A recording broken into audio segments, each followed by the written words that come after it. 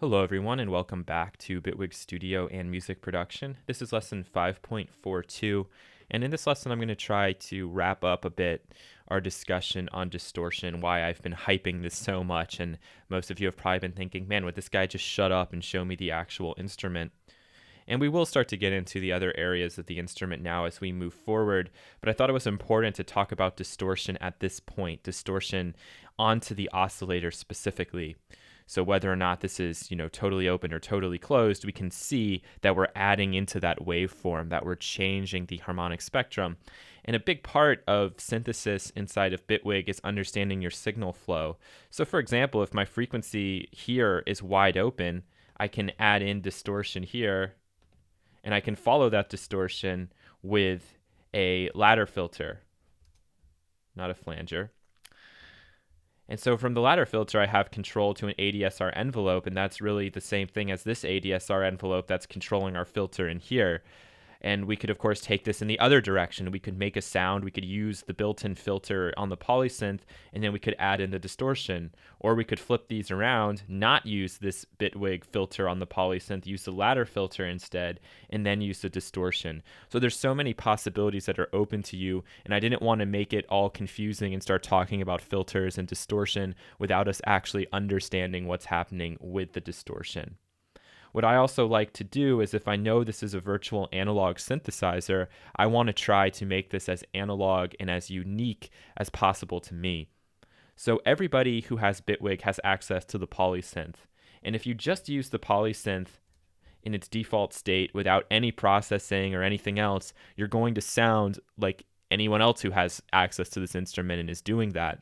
The beauty of processing, and let's remember that sound design is only like 40% what you make in the patch and an additional 60% of how you process it. That's where you're going to be able to get your sounds to be a bit more unique from everybody else.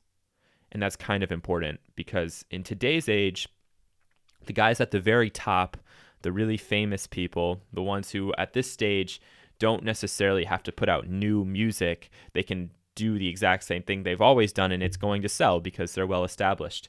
That's totally fine. And they might just use Massive, or they might just specifically use Silent, or just specifically use Spire. And that's okay. But then people think, oh, well, that guy's using Spire, that guy's using Massive, I should do the same thing. And the problem with that, if you don't do any additional processing, is that you come off sounding exactly the same. And that might be good, but it's not going to work if you want to get signed and everything else, because you sound identical. Those guys can do it. They're already big stars. It really doesn't matter what they put out. But for somebody who's new to the game, and if you're trying to break in, you need to think about every single possible detail that is going to get you to sound different and sound unique. It can be in the same style, but you don't want to have those exact same leads, those exact same basses. You want to do something that's going to differentiate yourself from that. And one of the best ways to do that is to actually think about how analog works. Now, if I need an analog sound, I'm probably not going to use the Polysynth. I'm probably going to plug in a couple of synthesizers I have and use those for my sound design, for that initial sound creation, because that is actual analog technology. But if you don't have access to those synthesizers or to your own set of synthesizers, you need to use what you have. And the beauty of the DAW is that we get so much more control over our sound. And we have to remember that if we have all that extra control, we should really use it. And so what I would do is, along every stage of my signal path, I'd probably drop in a distortion or drop in one of those third-party plugin distortion effects. And I could, affect the Bitwig one in here my own way. And then I could add in, a flanger. And then after that flanger, if I'm going in a virtual analog way, I could actually go inside the wet effects and I could add a little bit of distortion. And I would just keep on doing that, keep on building it up, so I get further and further away from any chance of coming up with something exactly identical to what anybody else has done. And this can be at 10%. This can be at 2%. Our examples, I've been going to the absolute extremes, and I would never recommend using distortion that way unless that's the effect you're going for. Because if you're just putting distortion on a sine wave, it can sound really, really cool. But what I think about distortion is that the more subtle you go, is oftentimes better. You just have to be careful with it and understand that you may not hear the change right away. My ears are like completely ringing because the past 4 or 5 days I've been doing these videos on distortion. I've been working on other things and I've had to use distortion and pump up the mix really, really loud. And it's a killer on your ears, trust me. But typically, I'm just going to throw in little bits. And if I can't even hear it at the time, I don't mind that much, because usually the only way you can really hear the distortion that you're adding in is to turn up the volume really, really loud. Now at the end, if I was to go back and turn off every single instance of distortion, my mix would sound completely different. So just keep that in mind, that a lot of small changes can add up to really big and really great results in the end. It doesn't have to be 50, 60, 70% every time you drop in a distortion device. It can be a 2%, a 3%, a 6% kind of thing. And then, I would also say that you have to learn to listen as well for these changes. When you are making it super subtle, it's a lot harder to hear that.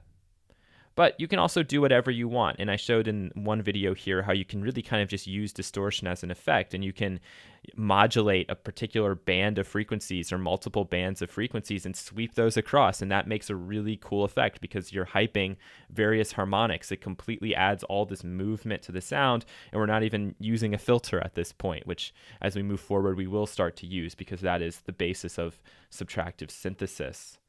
I just wanted to go through some of those points with you guys so you can understand why I hype this so much. A lot of people know distortion sounds a certain way, but they don't really understand why. You don't have to understand the why, but I would recommend that you use all sorts of different distortion models on all of your sounds. Listen for those changes until you get to a point where you know exactly when you hear a sound, that sounds like there's some tube distortion on there. Oh, that sounds like it's more of a guitar effects sort of distortion. Oh, that sounds like a really warm tape saturation. And there are all of these adjectives that describe different types of saturation. When someone says tape, people think warm. When somebody says tube, people think punchy. When somebody says solid state, people think crunchy. There's these stupid little words that get associated, but unless you actually go through and you listen and you try to figure out the differences, you're never going to really know what the sound is. And we can't use words to really describe sound very well. It's a completely abstract concept. But once you're able to make those connections, it makes your sound design that much easier. So, use whatever you like, however you want to use it, whether it be super subtle or crazy destructive as an effect. My goal here was just to show you that you can add on more into your frequency spectrum of your oscillators, of your waveforms, by using something like distortion.